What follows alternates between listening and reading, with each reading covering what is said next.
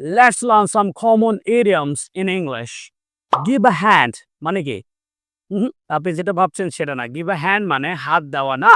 Give a hand means to help মানে সাহায্য করা।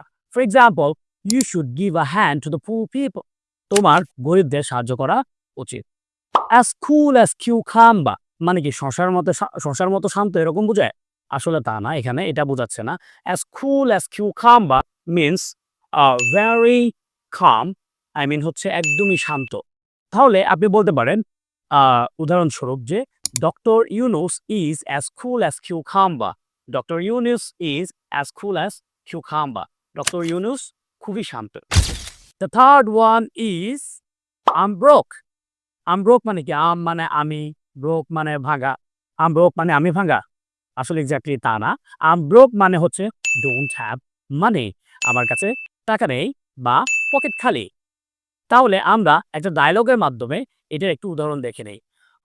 Fahim, could you please lend me 1000 টাকা? দয়া করে তুমি কি আমাকে 1000 টাকা ধার দিবা? নীলা, sorry, I'm broke. নীলা, দুঃখিত, আমার কাছে টাকা নেই।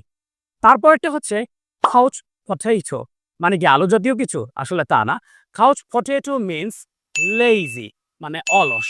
তাহলে মাসুম ভাই is couch potato. মাসুম ভাই হচ্ছে অলস। এই যে যিনি আমার ভিডিওর সামনে রয়েছেন।